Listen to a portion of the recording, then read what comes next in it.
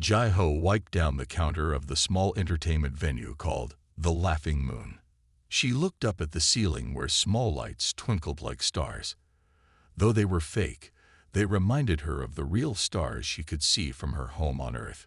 More drinks for table 6, called Tae-sung, her boss. He was a tall, thin man with gray hair who had lived among aliens for over 20 years. Jai-Ho nodded and prepared the drinks. One fizzy blue liquid for the Krillin with 4 arms, one thick green shake for the Vulturi with their sensitive throat gills, and one simple water for the Domari official with his shiny gold skin. Jai-Ho was good at remembering what each alien species liked. Tonight was busy. The small stage at the front of the venue would soon feature Ban Seok, the main performer who did funny impressions of different alien cultures. The aliens called this satire, and they loved to laugh at gentle jokes about each other's strange ways. "How are your studies going?" Ta-sung asked as Jai-Ho carried the tray of drinks. "Good. I'm learning a lot about galactic history," Jai-Ho replied. She was an exchange student from Earth at the University of Nexus. Humans had only joined the galactic community 30 years ago. Most aliens still thought of humans as cute, simple creatures who had somehow figured out faster-than-light travel. Jai-Ho delivered the drinks and smiled at each customer. The Domari official barely looked at her. His species ran the largest empire in the galaxy and thought they were better than everyone else. Still, Jai-Ho was polite. That was her job. Back at the counter, she pulled out her small notepad. While no one was looking, she wrote down some new jokes she had thought of. Jai-Ho secretly loved writing satire, though she had never performed it. Her jokes about the Domari Empire were her favorite. They had so many rules about who could talk to whom based on their place in society. It seemed silly to Jai-Ho. "Ban Seok is late," said Tae-sung, looking worried. "The show starts in 20 minutes. Just then, the back door opened. A blue-skinned Melneri rushed in. It was Rina, Ban Seok's assistant. "Ban Seok is sick," Rina said, her antenna twitching with stress. "He can't perform tonight." Tai-sung rubbed his forehead. "We have a full house.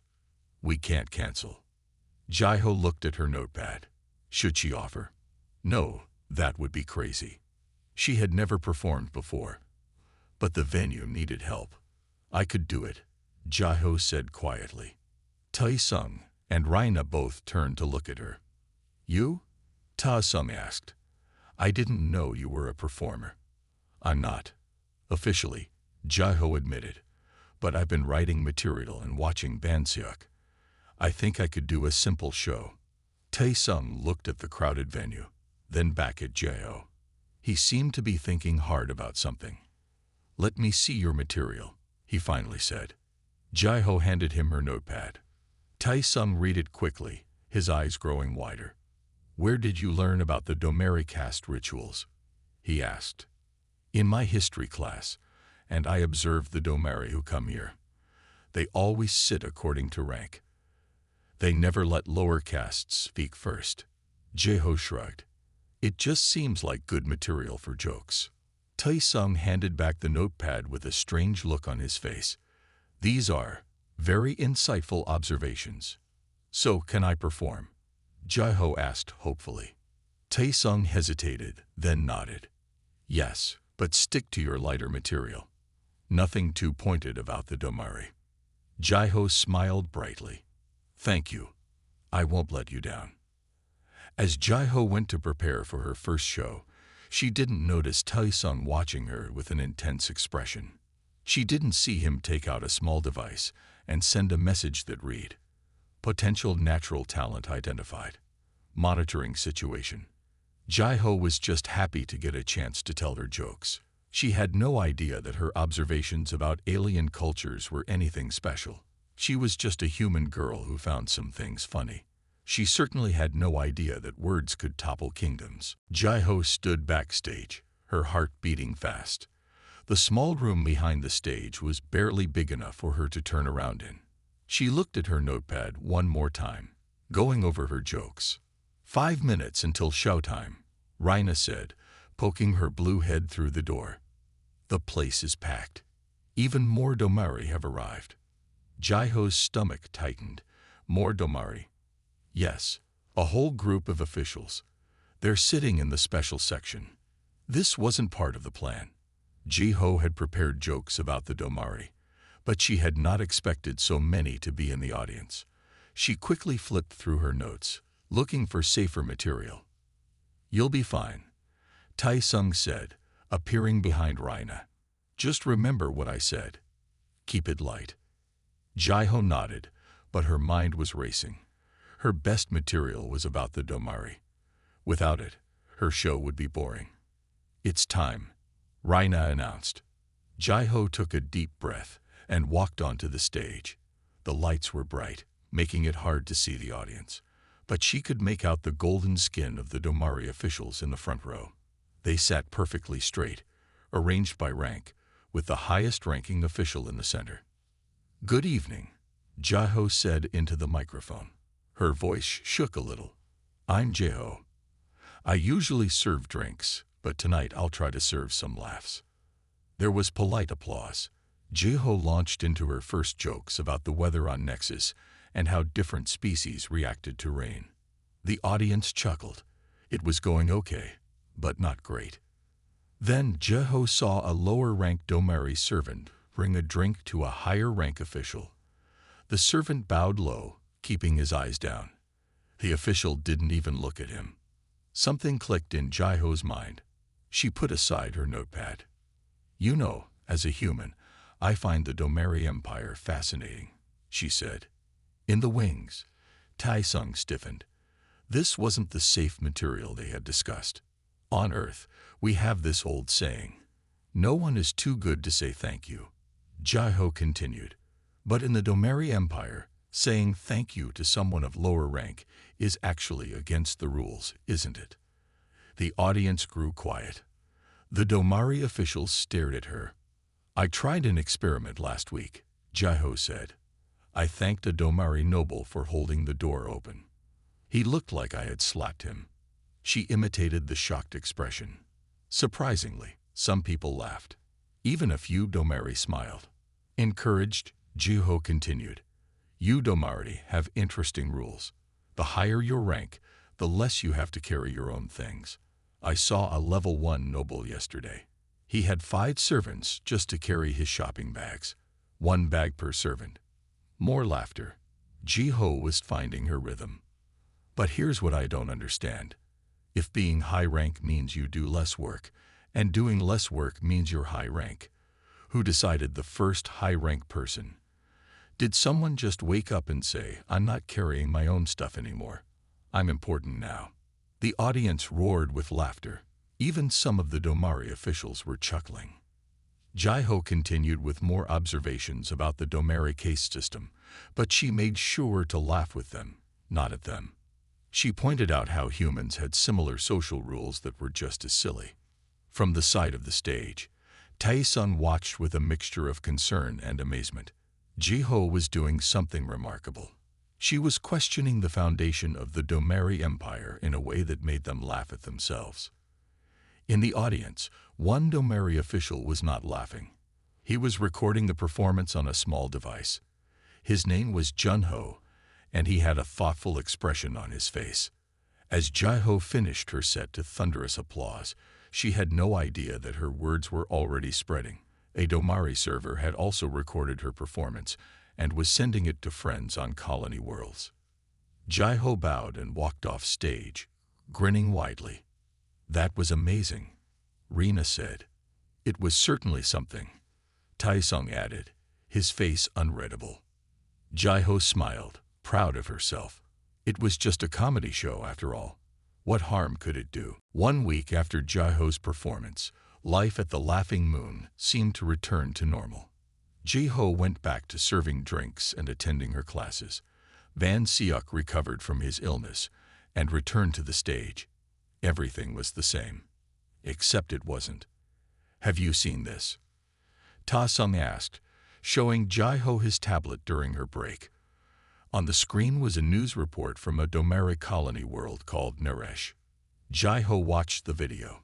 A group of lower caste Domari were standing outside a government building.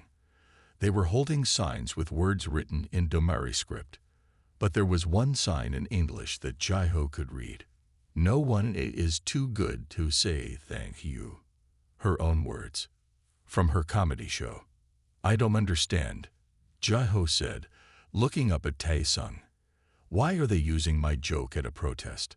Tae-sung sat down across from her. His face was serious. Because you said something that many Domari have thought, but never dared to say out loud.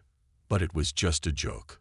Sometimes jokes tell important truths, Tae-sung replied, especially when they come from an outsider who sees things differently. Jai-Ho stared at the screen again. The protest was peaceful, but the Domari security forces looked nervous. There are more videos, Tae-sung said, swiping the screen. Now Jai-Ho saw clips from other Domari worlds. In each one, people were quoting her jokes and asking questions about the case system. How did they even see my show? Jai-Ho asked, feeling a mix of pride and worry. Someone recorded it and shared it. Now it's everywhere in Domari space. Ta-sung looked at her closely. Jai-Ho, do you understand history? The question seemed strange. I study it at university. Then you know that big changes often start with small moments, with simple questions that make people think differently. Ta-sung's voice was quiet but intense. Your comedy show might be one of those moments. Jai-Ho laughed nervously. That's crazy. I'm nobody important. Tae-sung didn't smile back. Important changes don't always come from important people. The door to the venue opened. A group of Domari entered. Not high officials like before, but ordinary citizens of middle and lower castes. They looked around the room until their eyes found Jai-Ho. Are you the human comedian? One of them asked. His name was Suho, though Jai-Ho didn't know that yet. Jai-Ho nodded uncertainly. Suho bowed to her, a gesture Domari usually reserved for those of higher rank. We came to thank you, he said. Your words gave us courage. Jai-Ho didn't know what to say. These people had traveled here because of her silly jokes. Please, will you speak with us? Suho asked. We have questions about human ideas of equality. Before Jai-Ho could answer, Tae-sung stepped forward. Perhaps another time, he said smoothly. Jai-Ho has classes soon. The Domari looked disappointed, but nodded respectfully. They left contact information and departed. When they were gone, Jai-Ho turned to Tae-sung. Why did you send them away? I don't have class today. Tae-sung checked the door was closed. Because you're not ready for that conversation yet. Ready for what? They just wanted to talk. They wanted you to explain human concepts that could undermine the entire foundation of their society. Ta-sung's voice was deadly serious now. Ideas can be dangerous, Jai-Ho, especially in a society that has never heard them before. Jai-Ho shook her head. You're making this sound much bigger than it is. Tae-sung looked at her for a long moment. You really don't know, do you? Know what? That this has happened before. Ta-sung sighed. And that your simple comedy show might have just lit the spark for a revolution. 3 days later, a sleek black ship landed at the main spaceport of Nexus. The ship bore the gold and red markings of Domari Imperial Intelligence. Citizens of all species moved away as the ship's doors opened. 5 Domari officers walked out. They wore the dark uniforms of the Empire's security forces. At their head was Commander Do-hyun.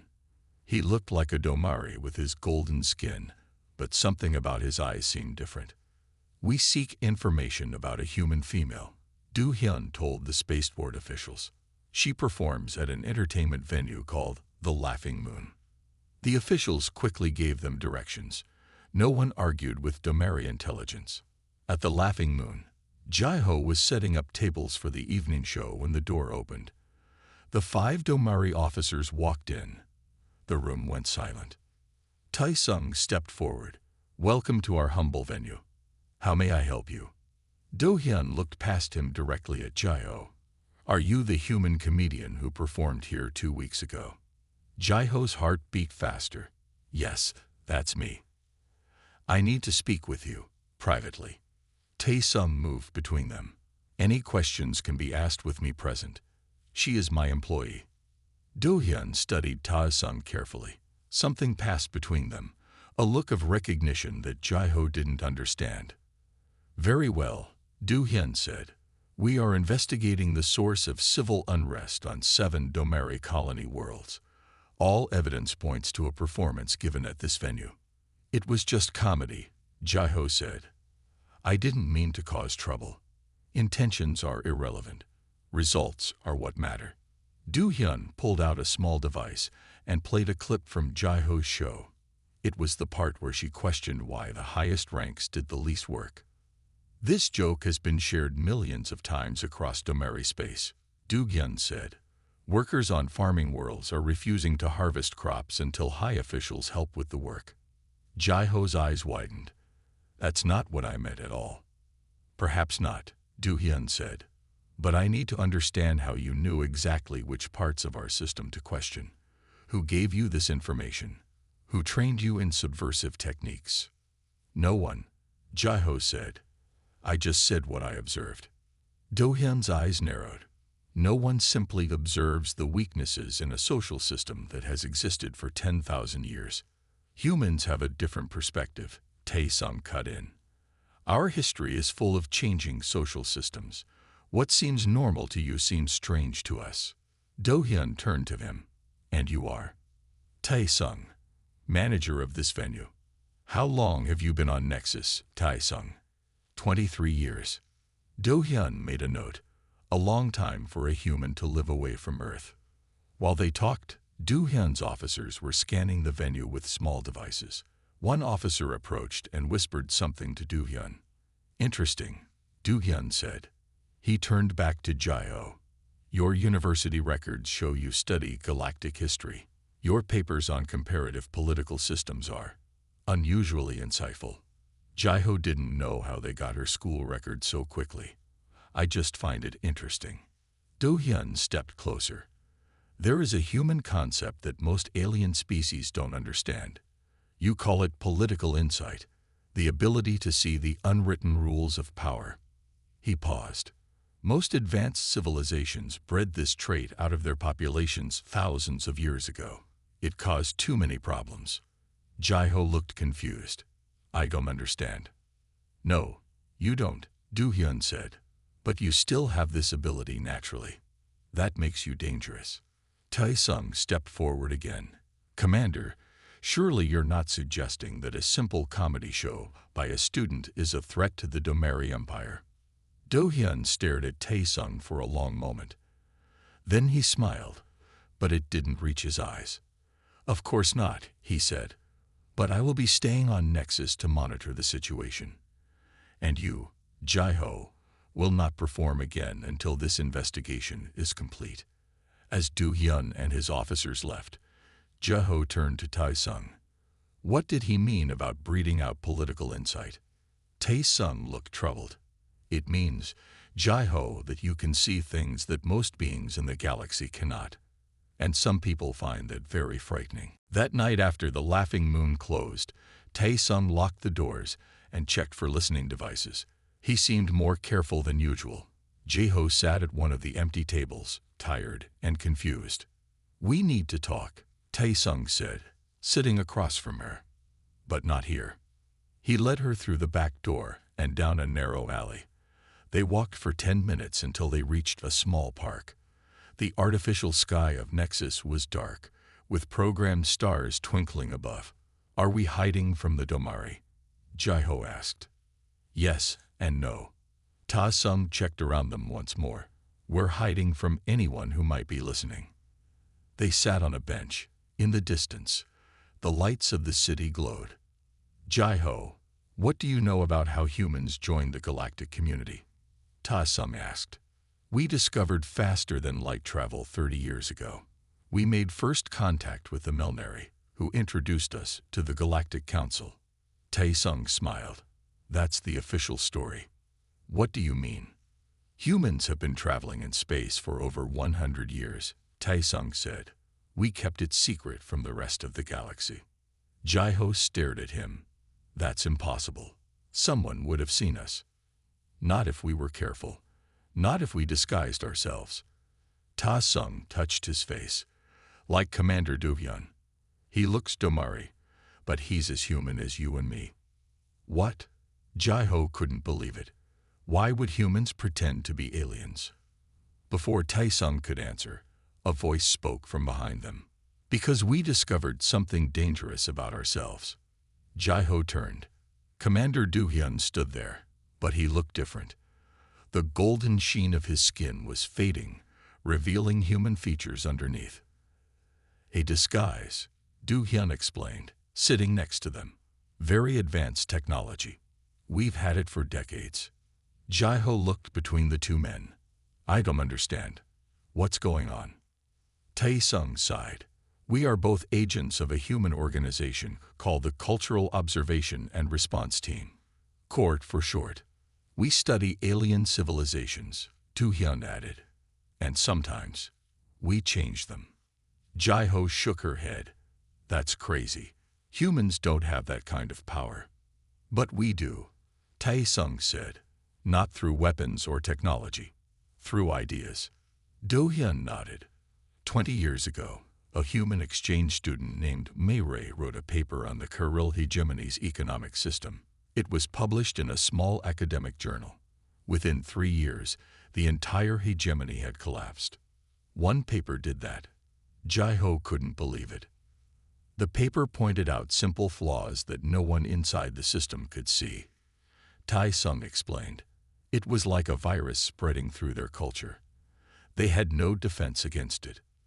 That's when we realized the humans have a power other species don't, Do-hyun said. We call it conceptual immunity. What does that mean? It means, Tae-sung said, that most advanced alien civilizations create perfect systems that never change. Their people can't imagine alternatives. But humans always question, always see flaws, always imagine different ways. Your comedy show, Do-hyun added, asked questions no Domari has asked in thousands of years. Jai-ho looked up at the fake stars. So that's why the Domari are upset. Because I made them question their system. Yes, Tae-sung said. And it's spreading faster than any revolution in their history. But I didn't mean to start a revolution. That's what makes you so effective, Do-hyun said. You were honest, authentic. You saw the truth and spoke it simply. Jai-ho stood up, pacing. So both of you knew this would happen. You let me perform knowing I might cause all this trouble. Tae-sung and Do-hyun exchanged looks. We suspected you had the talent, Tae-sung admitted. But we didn't know how powerful your effect would be. Why tell me this now? Jai-ho demanded. Because the Domari Empire is looking for someone to blame, Do-hyun said.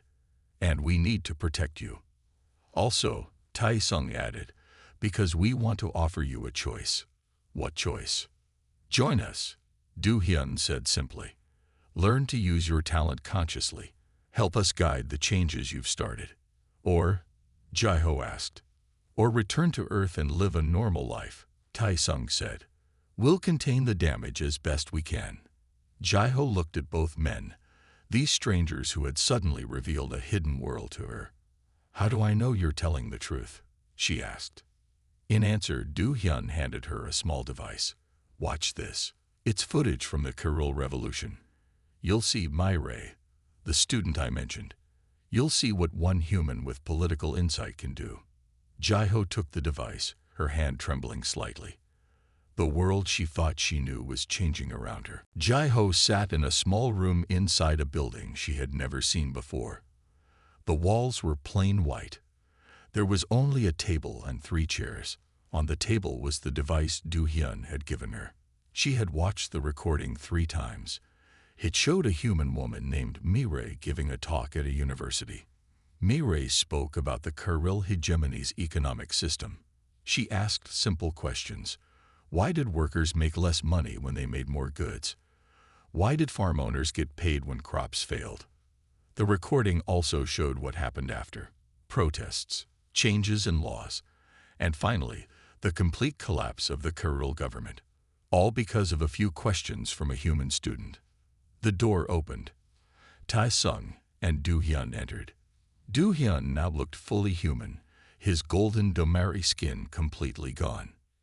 "Do you understand now?" Ta-sung asked, sitting across from her. Jae-ho nodded slowly. "I think so. Human ideas are dangerous to alien societies." "Not all ideas," Do-hyun corrected. "Just certain concepts that most aliens removed from their cultures long ago." "Like equality," Tai-sung added, "or questioning authority, or the idea that systems can change." Jae-ho looked down at her hands.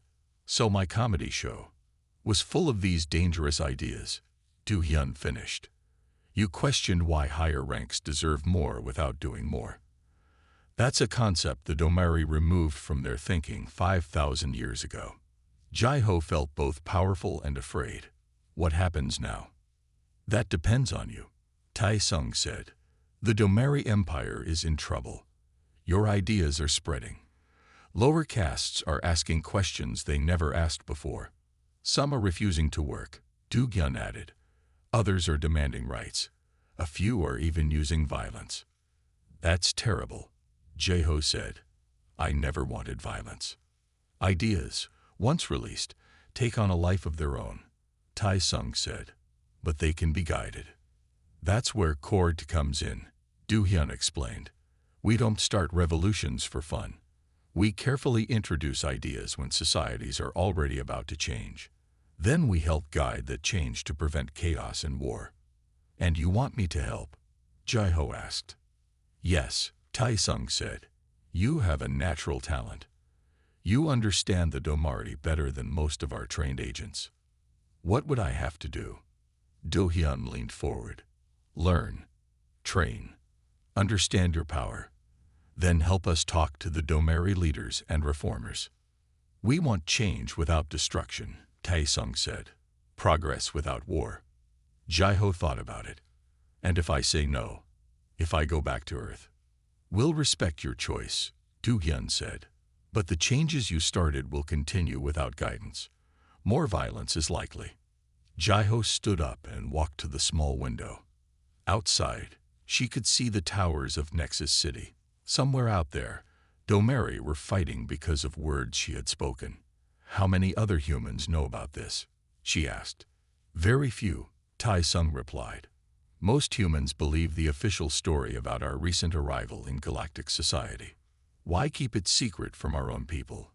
"Because humans aren't ready to know their power," Do-hyun said. "Some would use it carelessly.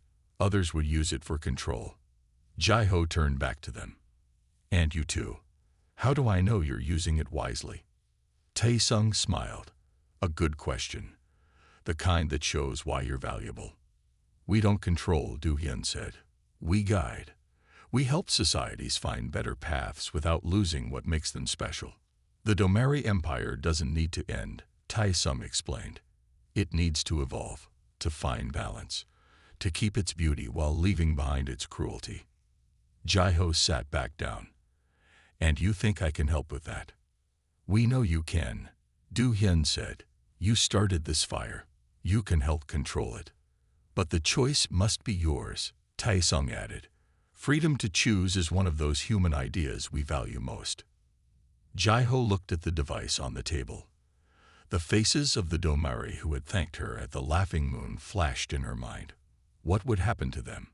"If I join you," she said slowly, "I want to meet the Domari who came to see me. The ones you sent away." Tai-sung nodded. "That can be arranged. And I want to know everything. No more secrets." Do-hyun smiled slightly. "We'll tell you what you need to know, when you're ready to hear it." Jae-ho didn't like that answer, but she understood. Some truths had to be earned. "I'll help," she said finally. "But in my way, not yours." The two men exchanged looks. "That," Tai-sung said, "is exactly what we hoped you would say." 3 days after agreeing to help Court, Jae-ho sat in a classroom unlike any she had seen before. The walls could change to show different places. Right now, they showed the main city of the Domari homeworld. "This is the Imperial Palace," said her new teacher, an older woman named Hyjin. For 10,000 years, the highest caste of Domari has lived here while making rules for everyone else. Jaiho watched as the walls changed to show different parts of Domari society. Beautiful gardens for the high castes, crowded factories for the low castes. How can they not see how unfair it is? Jaiho asked. Because they were made not to see it, Hyjin replied. Long ago, the Domari removed certain thoughts from their genetic code. The ability to question the system, the desire for change. That sounds like mind control, Jaiho said. It was their choice, thousands of years ago. They wanted a stable society that would last forever. Jaiho thought about this, but it can't last if people are suffering. That, Hyjin smiled, is a very human thought. The door opened, and Tae-sung entered with Suho, the Domari who had visited the Laughing Moon. Your visitor is here, Tae-sung said. Suho bowed to Jaiho. Thank you for seeing me. When they were alone, Suho looked around nervously. Is it true you work with the humans now? The ones who've been hiding among us? How do you know about that? Jaiho asked, surprised. There are rumors. Some Domari believe humans have secret powers, that they can change minds with words. Jaiho shook her head. We don't have powers. We just have different ideas. Suho leaned forward. On my world, Naresh, workers have stopped following the old rules. They speak to high castes as equals. They demand better treatment. His voice dropped to a whisper. Some say this is the end of the empire. Is that what you want? Jaiho asked. Suho looked troubled. I don't know. The empire has done terrible things, but it has also brought peace, art, science. If it falls completely, millions could die in the chaos. Jaiho thought about what Tae-sung and Do-hyun had told her about guiding change. Maybe it doesn't have to end, she said carefully. Maybe it can change instead. Suho's eyes widened. How? I don't know yet, but I want to help find a way. After Suho left, Jaiho found Tae-sung waiting in the hallway. Well, he asked. You were right, Jaiho admitted. These changes need guidance. Tae-sung nodded. Come with me. There's more you need to see. He took her to a large room filled with screens. Each screen showed a different alien world. On many screens, she saw humans living among aliens, some in disguise, others openly. This is Cord's control center, Tae-sung explained. We monitor societies across the galaxy. How many worlds have humans changed? Jaiho asked. 17 major civilizations in the past 80 years, came Do-hyun's voice as he entered. Some changes were small. Others were like what's happening with the Domari now. Jaiho looked at the screens showing Domari worlds. On some, there were protests. On others, officials were meeting with lower castes.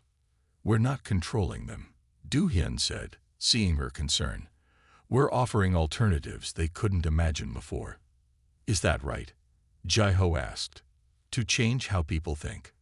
We don't force anyone, Tae-sung said. We just remove the blocks that were put there by others.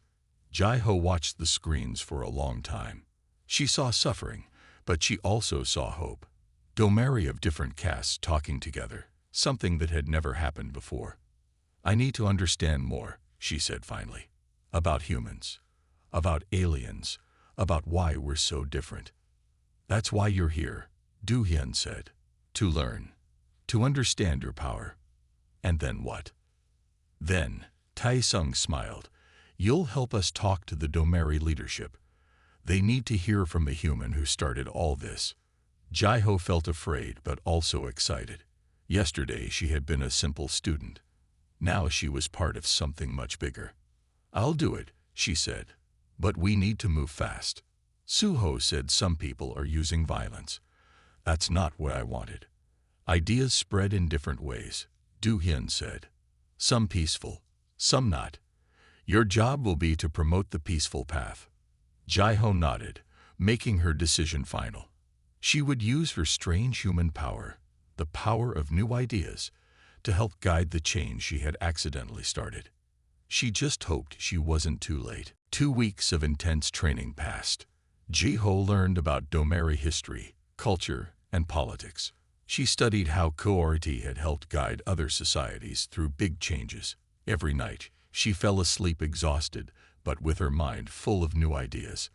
Then came news that changed everything.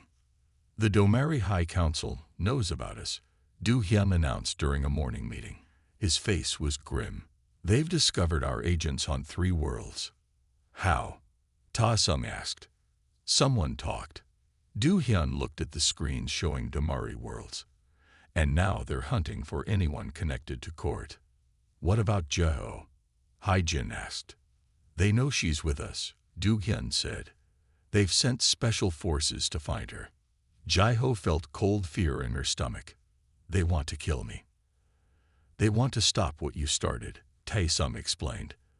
They think removing you will end the movement. But it won't, Hae-jin said. The ideas are already spreading. Do-hyun nodded. True, but the Domeri leadership doesn't understand that. They still think in terms of removing problems, not solving them. What do we do? Jeho asked. We need to meet with them, Tae-sung said. Talk to them. Show them there's a better way. But they're trying to kill us, Jeho pointed out. Which is why we'll use their own methods against them. Do-hyun smiled. We let them find you. 3 days later, Jeho sat alone in a small room on a neutral space station. The walls were plain metal. There was one door and no windows. She was afraid, but she trusted the plan. The door opened. 4 Domeri soldiers entered, followed by a tall Domeri in rich clothes. This was Junho, a high official in the imperial government. The human who thinks she can destroy our empire, Junho said, looking at Jeho with cold eyes. Jeho took a deep breath. I never wanted to destroy anything. Yet you questioned our most sacred traditions. You made low castes think they deserve more than their place. I asked questions, Jeho said. That's all. If your system can't survive simple questions, maybe it needs to change. Junho's face hardened. Our system has lasted 10,000 years. Your human ideas will not end it. Then why are you so afraid? Jeho asked. This made Junho pause. We are not afraid. We are protecting order. Order that keeps some Domeri living in luxury, while others can barely feed their families. Jeho stood up, facing Junho directly. I study your history. The Domeri Empire was once different. All castes had rights. All voices mattered. That was before the Great Chaos, Junho said. Before we learned that too much freedom leads to disaster. But too little freedom leads to suffering, Jeho countered. And suffering eventually leads to rebellion. Junho studied her carefully. You speak like someone much older than you look. I speak like a human, Jeho said. We've made all the mistakes your people have made. We've tried systems where few rule many. They always fail eventually. One of the soldiers shifted uncomfortably. Jeho noticed and turned to him. You're from Miresh, aren't you? She asked, recognizing his district markings. The soldier looked surprised. Yes. How are things there? Are the protests peaceful? Mostly, the soldier admitted. They sing songs with your words. They ask for talks with officials. Enough, Junho ordered. This human is trying to turn you against me. No, Jeho said calmly.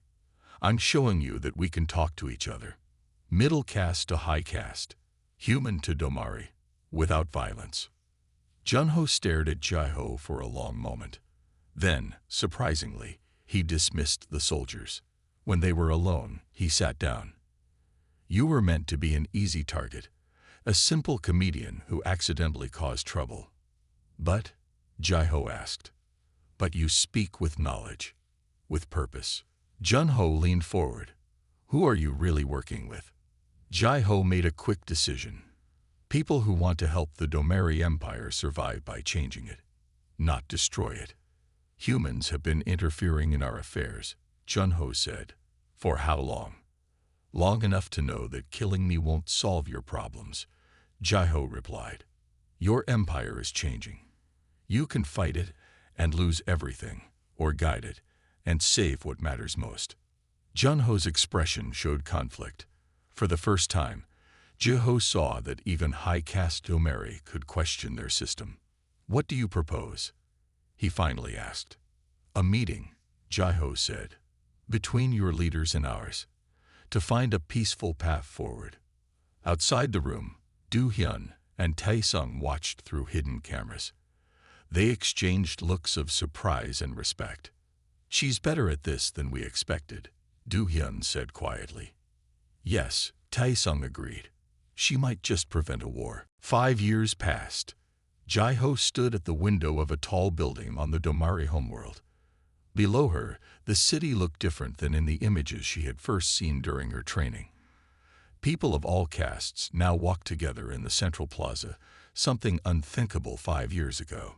Quite a view, isn't it? Came a voice behind her. Jaiho turned to see Junho, no longer just a high official, but now the first minister of the reformed Domeri Union.